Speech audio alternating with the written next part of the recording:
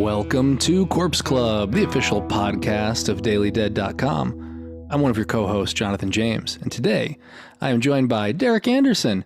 It's a Derek and Jonathan episode. It's just the two of us. But I'm very happy to get together with you. It's been a little bit since we've hung out in person. It's been a little bit. It's been a lot of bit. It's been since Overlook. So I'm glad we get some time to catch up, because especially if we've taken a little time off for the holidays. We haven't had as many Corpse Club episodes. So so it's just you and I. What are we going to be talking about, listeners? We are going to have some reviews from Derek, for myself. Derek is going to be reviewing M3GAN and Skinamarink. I'm going to be reviewing The Pale Blue Eye and The Menu. And we'll talk about some other stuff too. But of course, this being a Derek and Jonathan episode, we are kicking it off with our old fashions. We wouldn't have it any other way.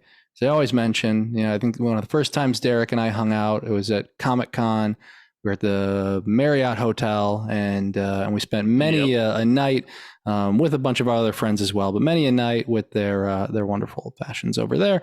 So we always try to get together as often as we can, whether it's virtual or in person, and recreate that magic. So we were doing the same today, and so cheers to you, Derek. Cheers to you, Jonathan, and to all of our listeners too. Yes, and all of our listeners. If you're drinking with us, if you pause, feel free to make your drink. And we'll do it. So I think we're going to start. We haven't picked who's going first or what we're going to start with, but I think we're going to go with M3GAN, because M3GAN is the big movie. It really is. So when we list the movies that we're going to talk about, people are like, I want to hear what they say about M3GAN, because M3GAN was a hit before it even hit the box office. And of course, thanks to some wonderful viral dancing and many a meme and many a GIF. And of course, M3GAN herself has been running the Twitter account, fighting against Chucky. It's been a wonderful marketing campaign. And it shows you how to do build up a movie right. I think some movies take themselves too seriously, and this one they knew, like, let's have a lot of fun with it. I think it was a little ambiguous when it came to *Malignant*. I think some people are like, is this movie supposed to be fun? Am I supposed to be laughing? And of course, yes, you are. But with M3GAN, it was clearly obvious that this is a movie that you go to have fun while seeing. So, Derek, what is your, first of all, I should note, spoiler-free review, because we know not everybody's seen it. It is going to be hitting digital soon. But yeah, what do you think? I had such a fun time with this movie. You mentioned the marketing, and they did such a great job marketing the movie. And they had like you mentioned, the actors dressed up as the M3GAN AI doll walking around New York City. And just so you knew kind of right off the bat, this is going to be a playful kind of horror movie, but still very scary at times. And coming off of *Malignant*, which came out a couple of years ago, this is Akilah Cooper who wrote *Malignant*. She wrote the screenplay for M3GAN. She once again teams up with James Wan as the producer, and this is like that first horror movie under this new marriage between James Wan's Atomic Monster and Jason Blum's Blumhouse. So it's like all the stars just kind of aligned on this film. And I had a lot of expectations going into it, and it exceeded pretty much everything I had going into this movie. It has a lot of meme-worthy moments. It knows exactly what kind of movie it is, but it's also really relevant too. I mean, AI is a very timely topic right now. And when we were leaving the theater, there was some people in front of us who mentioned like Ex Machina, and which already came out a while ago. But this is super timely. It's very, like, you could almost see this happening. It's not that far-fetched, having this toy kind of evolve and use technology to enhance itself and become more and more deadly. So it raises some really interesting topics about technology, about parenting, but most of all, it's just a really fun movie, and they go for it with some interesting kills as well. Yeah, I really enjoy that we're seeing more movies embrace technology. I would say that many movies, not all movies, but many movies were afraid in the 2000s and in the 20 teens of using technology in the movie because it would feel weird or feel dated if you saw it later. It's like, we don't know how to work with cell phones. How do we get rid of cell phones? How do we not show computers? So in some cases, and in TV shows too, you'd have these worlds where it's like, is it new, but it sort of looks old? There's no computers. Nobody's using cell phones. Like I said, or they find a creative way to get rid of them. So I do like that movies are embracing that more and more because that's the world we live in. It's also more relevant to new and young horror fans, which I think is cool. Gateway horror is important. We all have our favorite horror memories, but me growing up on Universal Monsters and Vincent Price, it's unlikely that kids these days, that's going to be their first exposure to horror movies. And if it is, that's great. That's awesome. But in many ways, what I think is going to happen is that something like M3GAN, something like seeing it on TikTok and every, and everybody in school kind of getting into it and going to see it together on the weekend, like that's how you're going to be exposed to this stuff.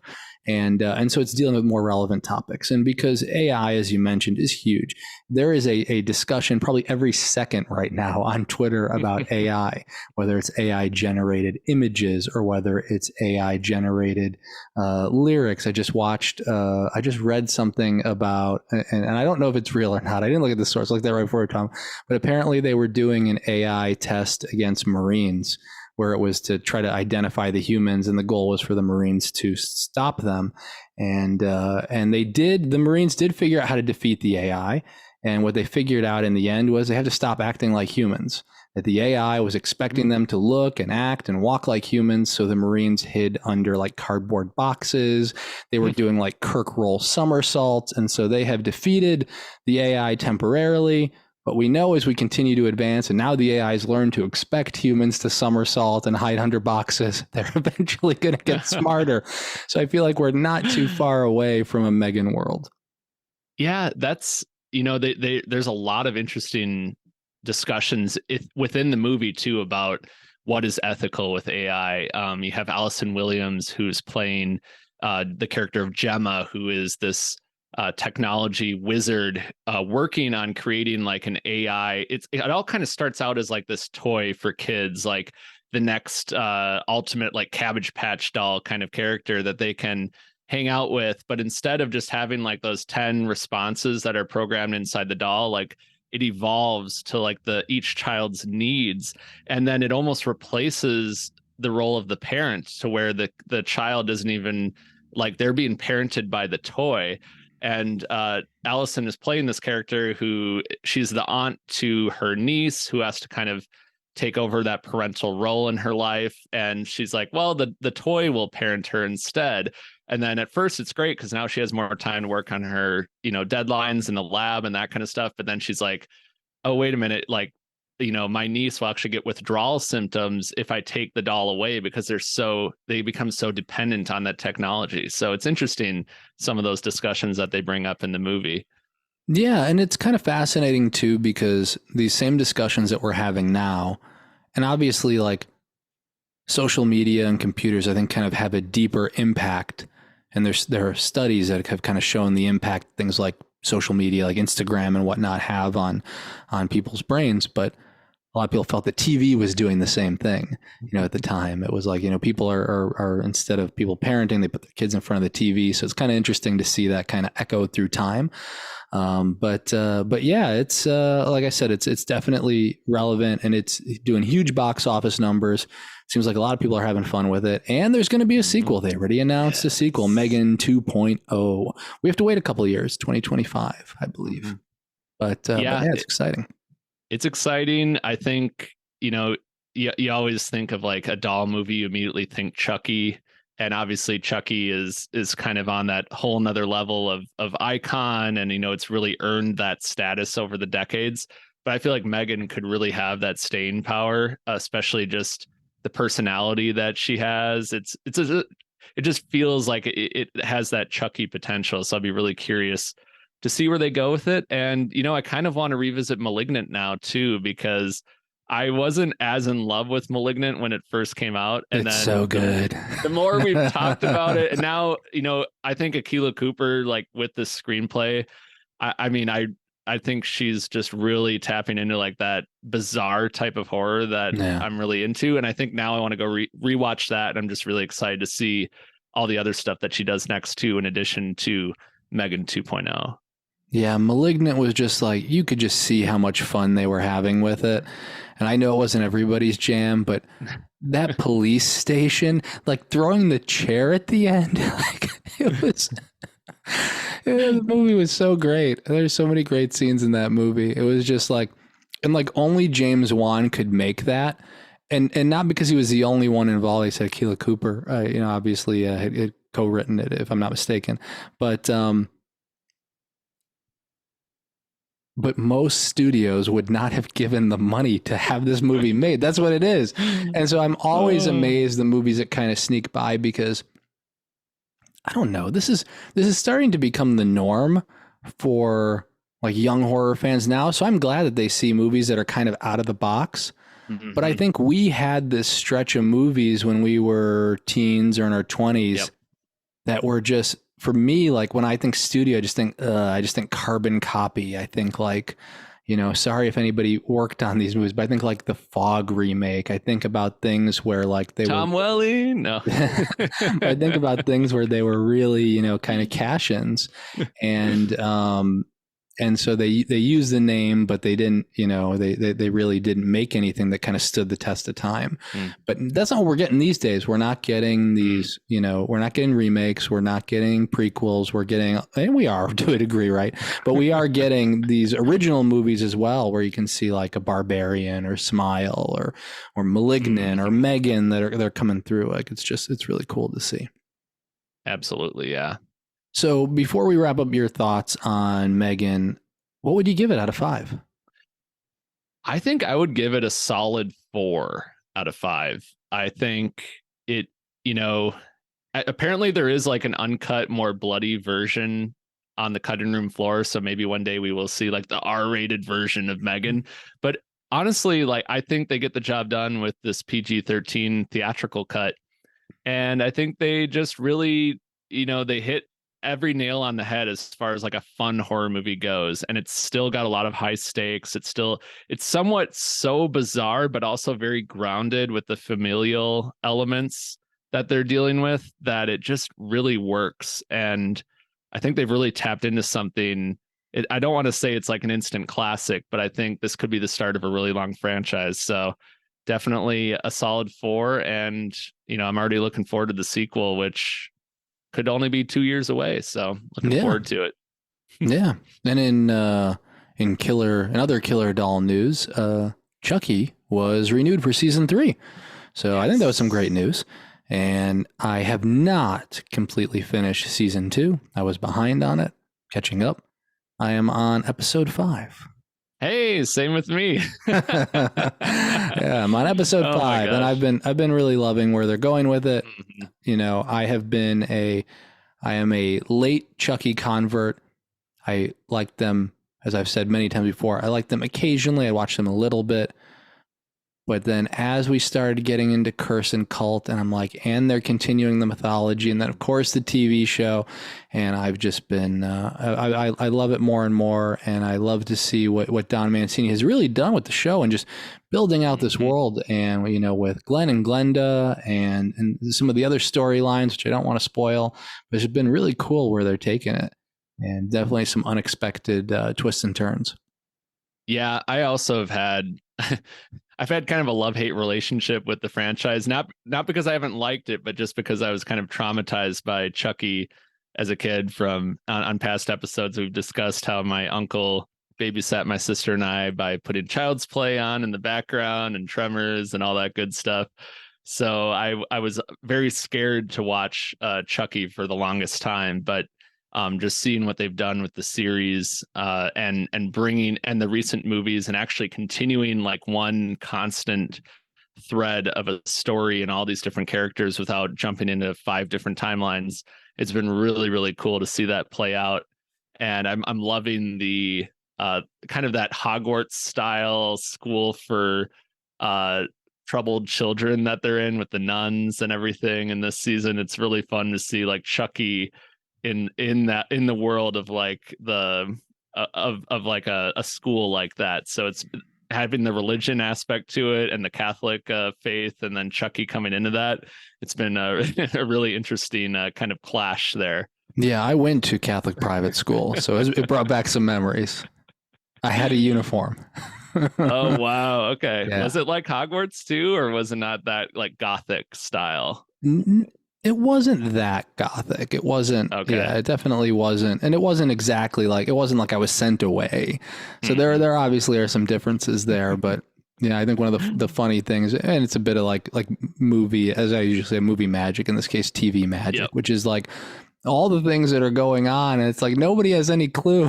I know. I love how multiple murders can be happening in this school, and it's like everything's still going on, as normal. No one's clued in yet. Classes are in session. Yeah, and multiple days pass, so I've gotten a kick out of that, but it's a lot of fun.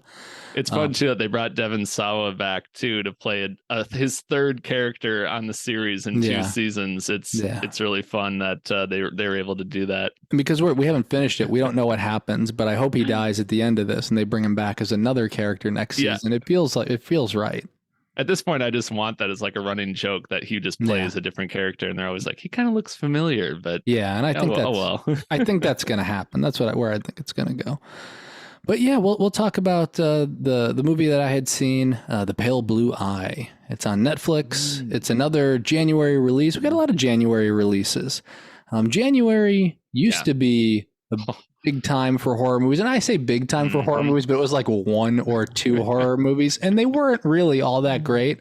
Some of them were, but it was 1 or 2 of them had made money. I think the one that really I think of as like Mama made money, and then other movies were like, yeah, we're going to capitalize on this. So we saw like some underworld movies. I think Frankenstein. So January is like a time, like it used to be considered like a dumping time for your movies. But if it's the right movie at the right time, it doesn't really, or if it's the right movie, it doesn't matter what time. And January has been a good time for releases.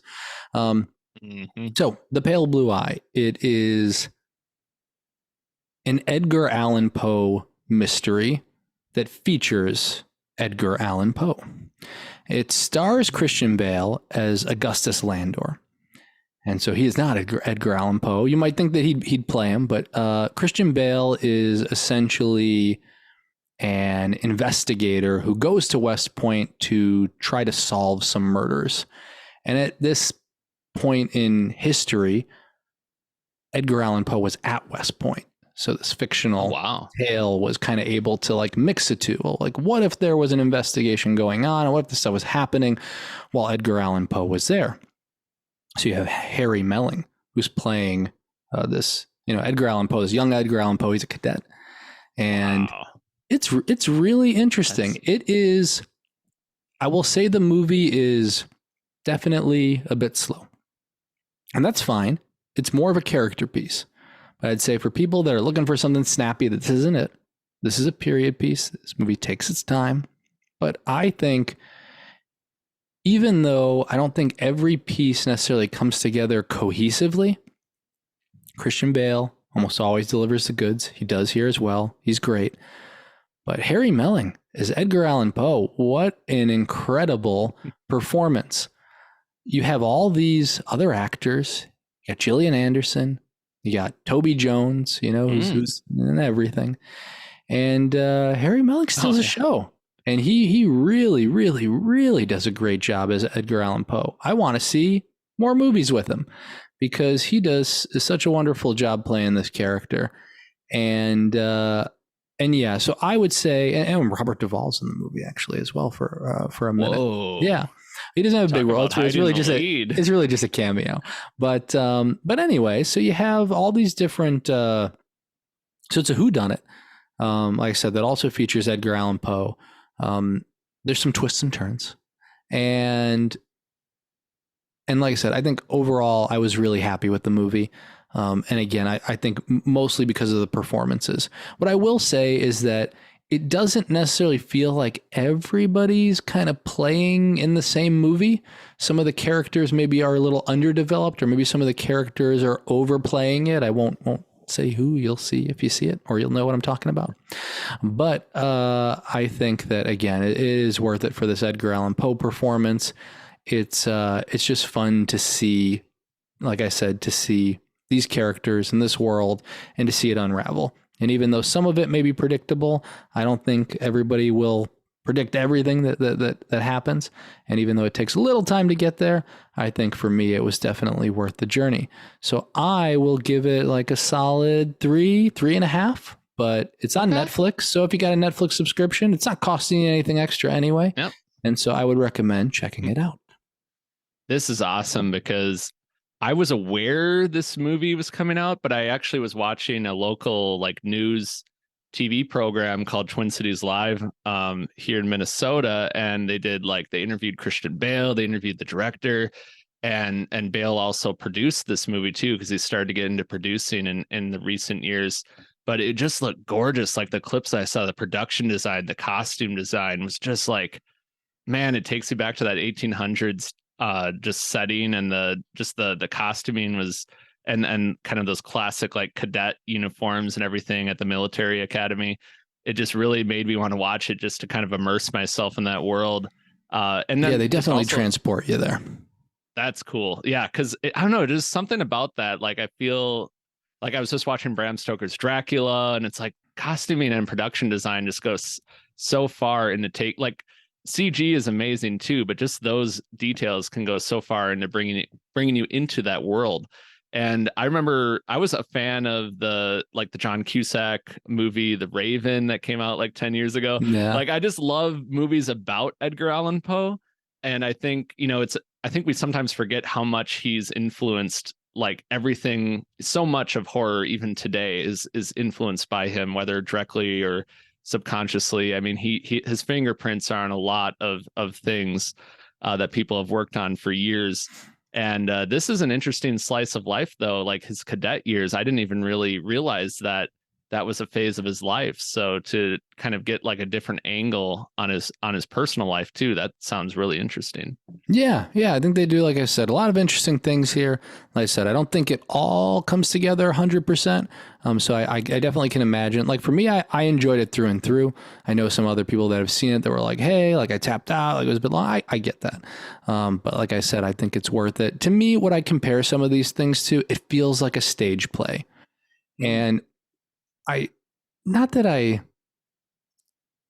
don't know if I grade movies like that on a curve, but while I watch it, I kind of know that it's performance heavy and that's really what they're focused on. So it seemed like even like Bram Stoker's Dracula kind of comes off like that, right?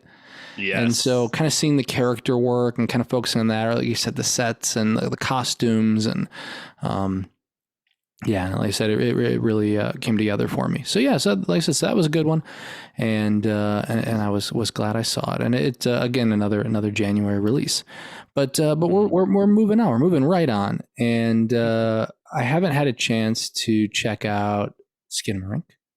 I know you just saw it, and it's exciting. We're seeing some really cool buzz around in these indie low budget movies that are going viral, and it's like Terrifier 2. And I mean, Skinamarink I think was made for about $15,000. Good bit of it was crowdfunded.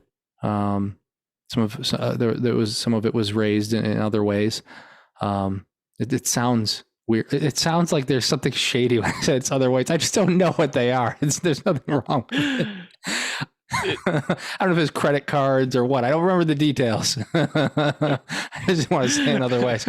But anyway, gotta take a look at the books. Yeah, exactly. So $15,000 was raised, and they made this movie that was released to 650 theaters, and it was released by IFC. It's going to be on Shudder, and people are loving it. And it's made almost $1 million at the box office. I think it was like 800 and change, but I think it'll hit the million mark. And it just goes to show you that you don't need millions of dollars to make a movie.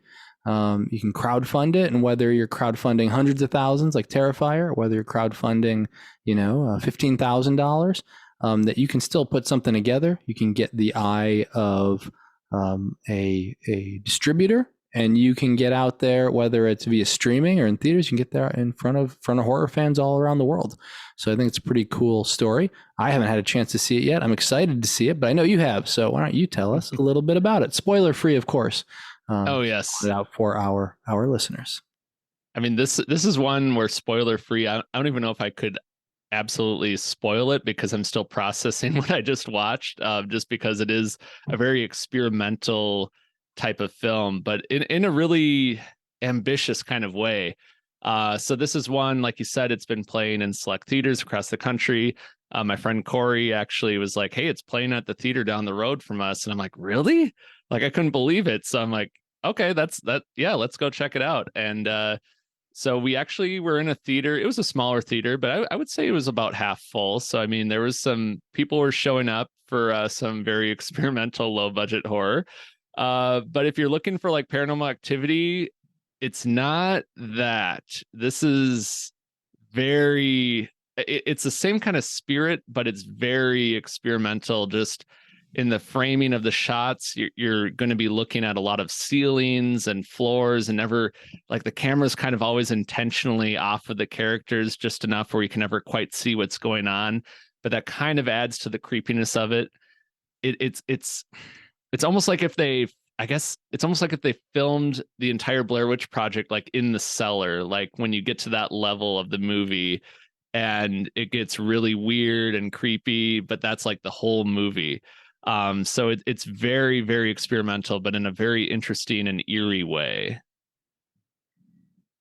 Well, that sounds delightful. It's I will say this, it's an hour and 42 minutes. Or about 100 minutes. I would say it probably didn't need to be quite that long. I think this could have clocked in at like an hour 20, hour 15 and still gotten the job done. But it's very surreal. It's very unsettling. I think it's one of those movies that kind of goes for a vibe more than anything linear. The story, is pretty bare bones, but it's more about creating this atmosphere of like two kids in 1995 waking up, and they're in this house and their dad is missing. All the doors and windows in the house are suddenly gone, and it's kind of like that's the concept. So it's a really interesting concept.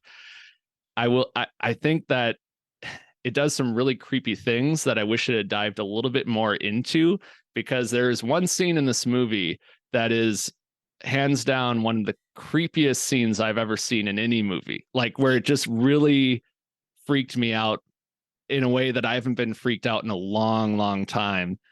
And I was hoping that they would go more into that kind of stuff, and then it kind of pulls back, and maybe it does that intentionally. But man, it's really effective at times, and at other times it kind of lulls you into this false sense of security. So as an overall viewing experience, it's almost, it almost wears out its welcome a little bit, but honestly though, I'm still digesting it. So I think I would give it a 3 out of 5 if I'm rating this.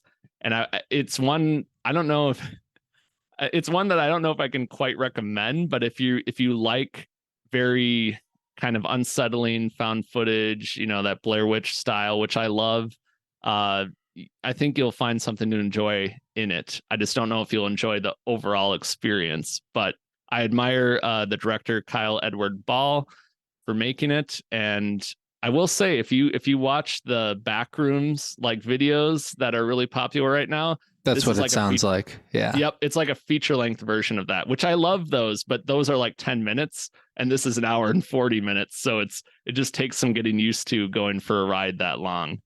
Yeah, that's pretty cool though. Definitely kind of taking advantage in a good way of that kind of wave, because those videos are really popular. You turned them on to me, or you turned them on to me the other day.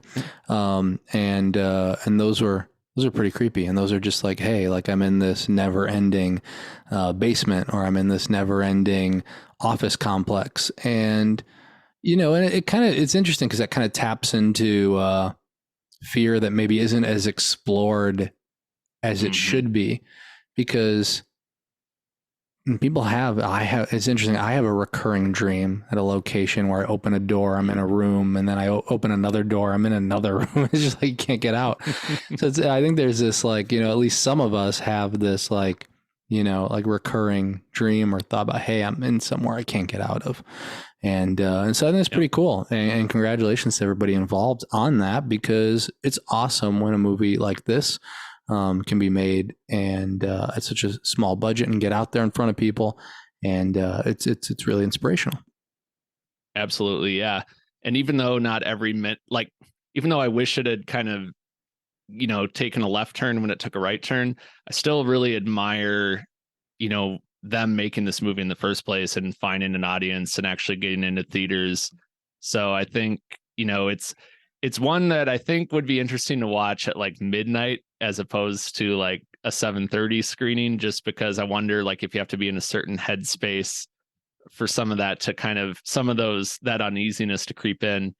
But it's very, very effective in certain places, and I'm going to be interested to see what Kyle Edward Ball does next, because it's certainly unforgettable as an overall experience. So yeah, I'm excited to check it out. It'll be on Shudder soon. I don't have an exact date in front of me. I think it's early February. I feel like it's the 2nd or 3rd, but don't quote me.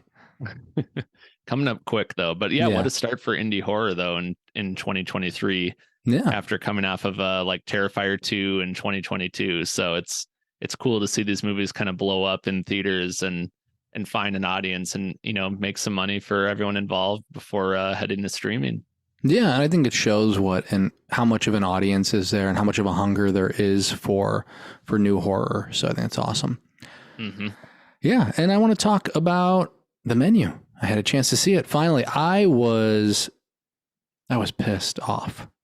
No, I wasn't. I see you stop drinking that. But no, I wanted to see this before the end of the year because I don't know. I had a feeling there was a good buzz around. I didn't know anything about the movie. I hadn't seen the trailers, but I'm just like, has the right cast. Like, I feel like this is going to be my jam. And then, as I mentioned, I'm really not going to theater that much.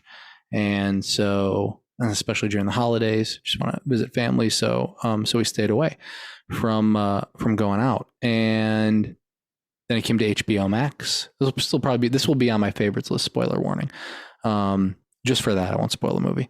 And but this will be on my favorites list for 2023 because nice. I like to, because it's my list, and I saw it this year. Most people ended up seeing it this year because it came out on streaming, as I mentioned in 23.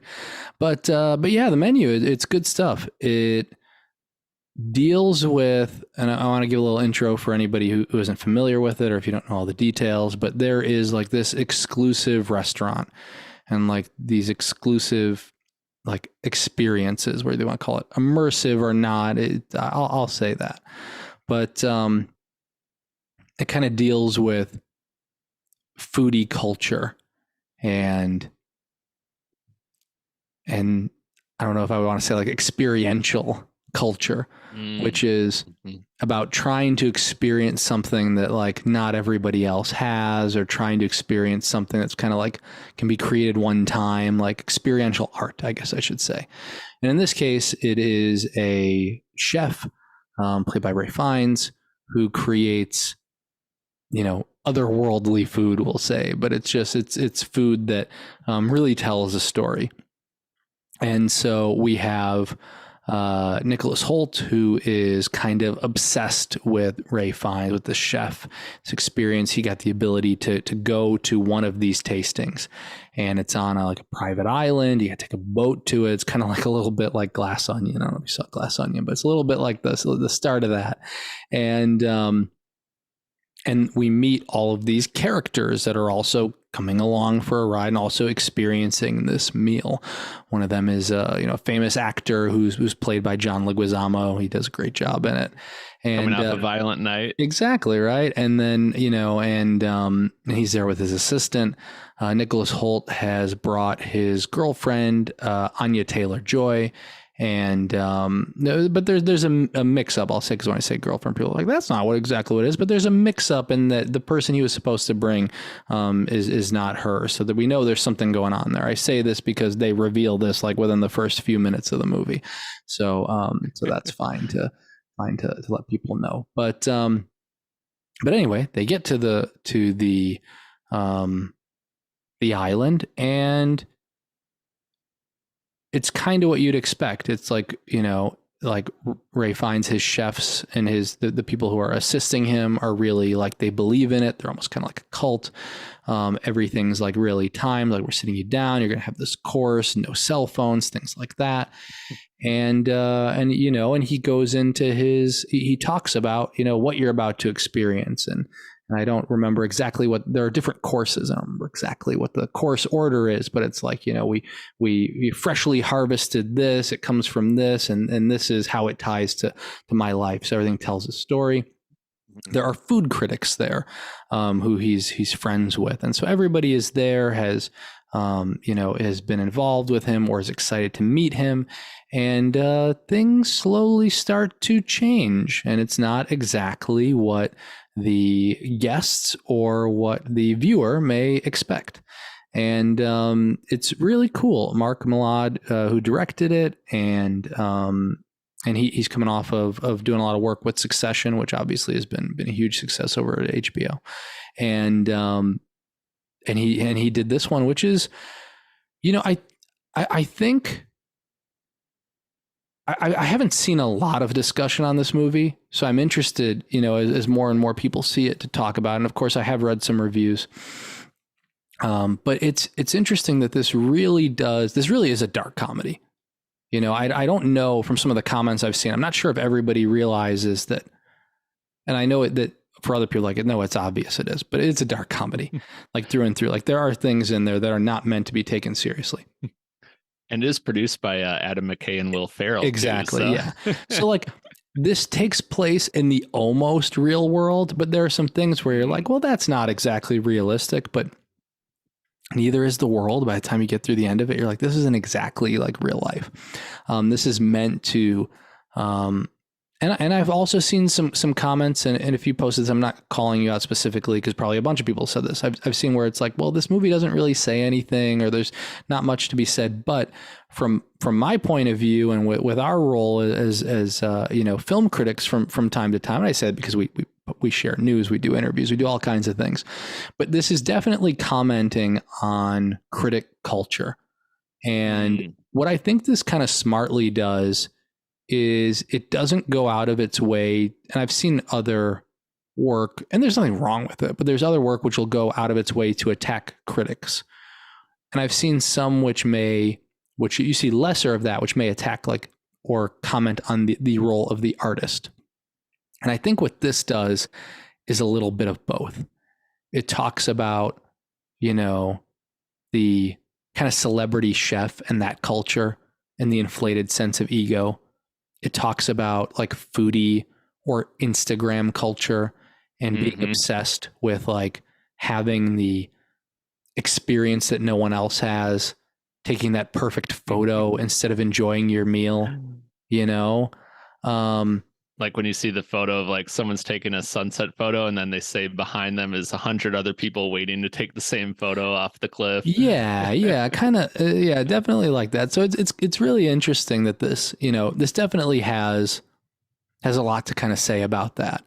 And I think it plays with it comedically in many ways, or with a wink at the audience.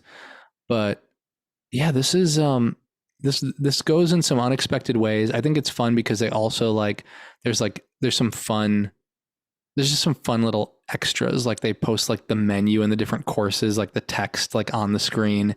And so I think there are just some fun touches. And of course, like Nicholas Hoult is awesome. He is this like internet foodie that is just obsessed with the chef, and he just takes it to an 11.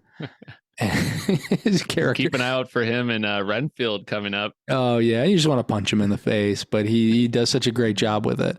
Anya Taylor-Joy is great as always. Ray Fiennes great, and all in all, this movie really worked, start to finish. this worked for me. This was I saw Pale Blue Eye, then I saw this. I really liked Pale Blue Eye. And I saw this after. And I think this was like on the second day of the year, third day of the year, whenever I saw it. And I'm like, because I score them out of 10 with my wife, Christy. We have like, we kind of like, we'll rate like the different movies we've seen or shows. And I'm giving this one a 10. Like, there's no reason not to. It did exactly what it wanted to do. So I'm giving it, out of our score, I'm giving it a 5 out of 5. This movie did everything it wanted to do. It accomplished it. Is it the best movie ever made? No, but that's not how we score anyway. So in this case, I'm like, this movie is exactly what it wanted to be. It did everything it was attempting to do. It does some really interesting things, and it comes to, I'm not trying to avoid spoilers, listeners. I will avoid spoilers. It comes to some creative ways to wrap up the story in ways that I think are not obvious. Like, if I had been given this story, or had other people been given this story, I can imagine them taking this in a completely different way than where the story goes. So I applaud the writers, Seth Reese and Will Tracy, for following this through in the way that they did. I thought it was very clever, and this worked for me through and through. So this is definitely, it's not maybe, because some people are like, I saw this and like, this is like a candidate for my favorite list, for my best of, and that's okay if that's what you say. I'm saying definitively this is on it. There's no way it won't be, because I really enjoyed myself with this one. That is awesome. So it's like at that Alien level, right? Of the 5-star. No, it's not. No, we're not. It's not my favorite movie of all time, but favorite definitely. Or for what it sets out to do.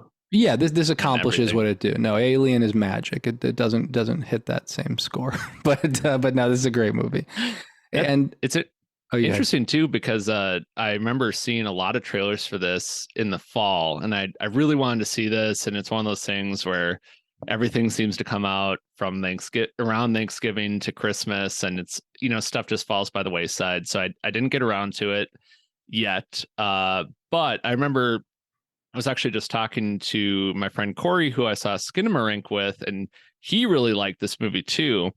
And he was like, they didn't really spoil much in the trailers, because I kind of thought I knew what movie it would be based on the marketing, but it sounds like there's some surprises up its sleeve as well. And it's not really what I might think it is going in. So that really intrigues me even more and makes me want to check it out. Kind of bumps it up on that to watch list a little bit. Yeah, and I would say this isn't a movie that really relies on like a surprise or twist. I would just say that naturally, where I thought this movie was going when I first like heard the name and when I first started watching the movie, was not where it went. But I haven't seen the trailer.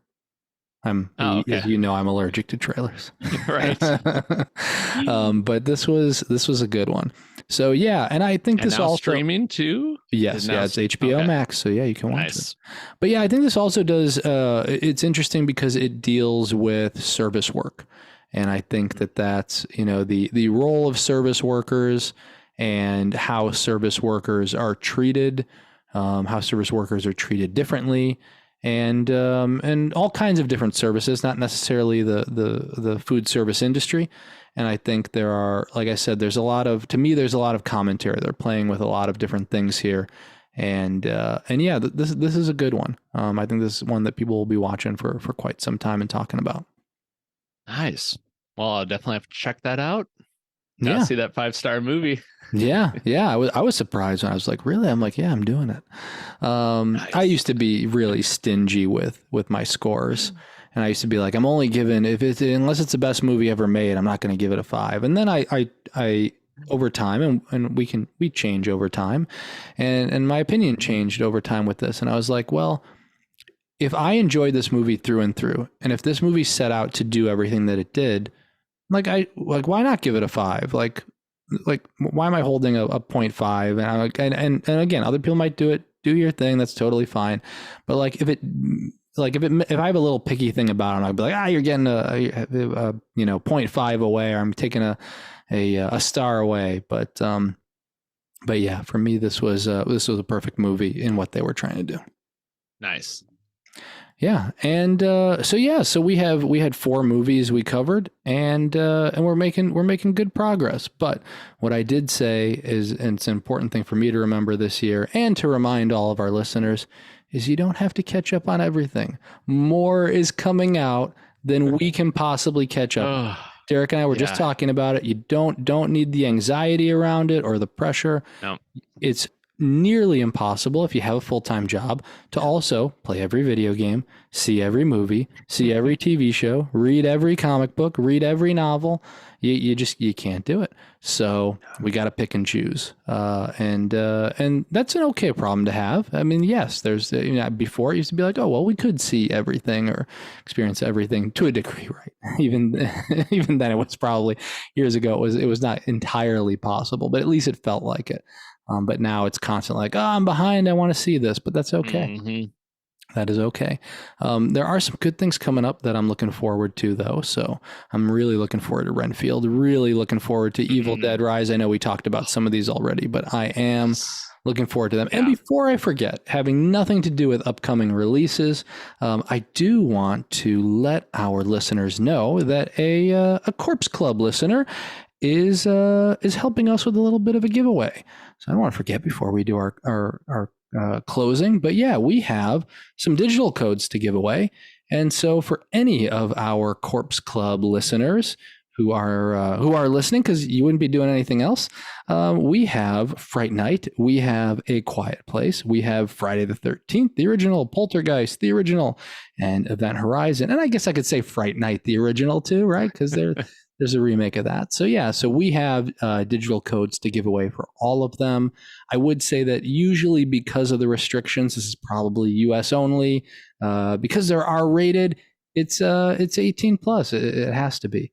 And so, but what we'll say is email us, contact@corpseclub.com over the next 7 days, and let us know who's your favorite Corpse Club host and why. Oh, wow. Oh, this could get juicy. Exactly. Let us know. Contact@corpseclub.com.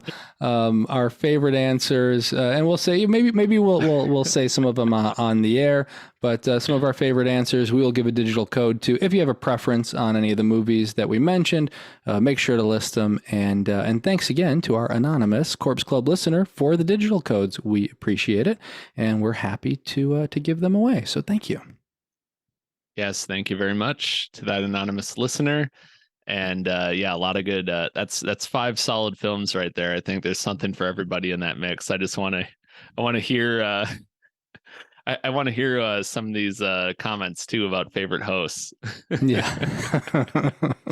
Yeah, we're gonna have some Scott versus Brian matchups. I mean, this could go so many different places. We could have done least favorite, but I didn't want to cry while reading them. Be like, well, at that point, Jonathan. Scott and Brian are just gonna write in about each other. So that's true too.